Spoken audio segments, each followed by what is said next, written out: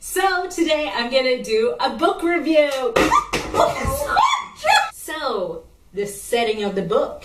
Well, it's a dystopian novel, so it's set in a dystopian world, and you have these two worlds, or these two groups of people fighting against each other.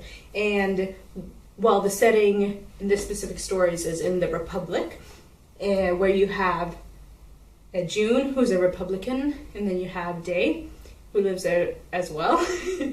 And June is upper class, so she lives, with the wealthy people and stuff like that, goes to a really prestige school. And then you have Day, who lives in the slums, and he's like rolling with life. No, but he's actually wanted by the government. Just wanted by the government. He's wanted by the government. All evidence points to him actually killing Matthias, which is actually June's brother.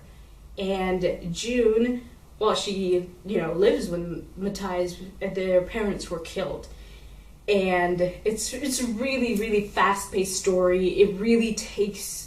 It's a really easy read. I mean, you just flick through the pages and you're like, oh my goodness, I want more. And so I really recommend this book. Like, it was incredible. It's a part of a trilogy, Legend, Prodigy, and Champion. So in this book, you have 3 major themes that really stand out to me. And the first theme is rebellion. I mean, it starts off with June being, having to go to the principal's office. And you have Day, who's like against the government. I mean, he's the most wanted criminal. Not the most dangerous, but the most wanted. They're high intellectual individuals that use their intelligence as a tool to be rebellious against the government.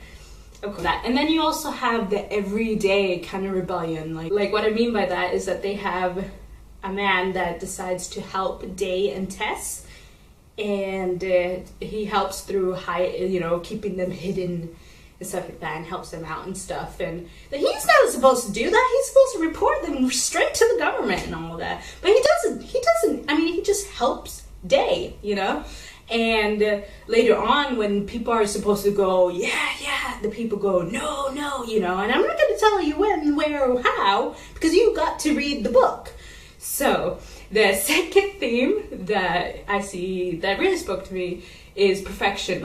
You have these 2 prodigies that are super intellectual individuals, and yet you have Day, who, the government did the experiments on him, on his knee.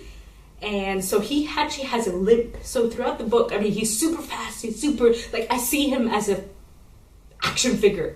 That's my image of him. He's a really cool action figure. But, I mean, he has a limp. And, he jumps out of a 3-story building. Practically without a scratch. No problem. And then you have, they even injected stuff in his iris, And so he actually is a perfect. Third theme would be observation. I'll call that theme. That thing, yeah. Because you have these Day and June who are able to just look at you and tell you, you injured your leg last month. No one else can notice or can tell. But they can just look at a person and tell you exactly everything about you. It reminds me of Bones. When she picks up a bone, she's like, oh yeah, it's a ballet dancer. And at the age of 9, she broke her bone, she can just tell you your life story. It's whoa, mind blowing. And so I think that's really, really cool. So they're practically profilers, criminal minds. And I love that stuff. My favorite quote would have to be, wait, let me read it for you. Each day means a new 24 hours. Each day means everything's possible again. You live in the moment, you die in the moment. You take it all one day at a time. And it's spoken by Day in the book, and I won't tell you when, where, or how. You'll have to read it.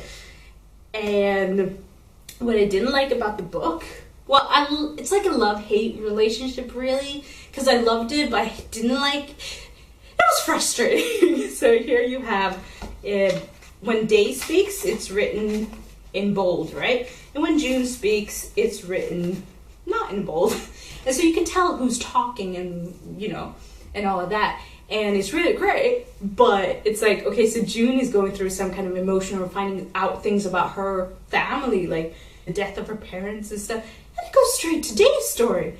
You're like, but I want to know what is happening? Like, how can you just, no, don't go to the next stop. So you have to wait another chapter to find out what happened to June's parents. Like, what, you know, whoa, what's going on?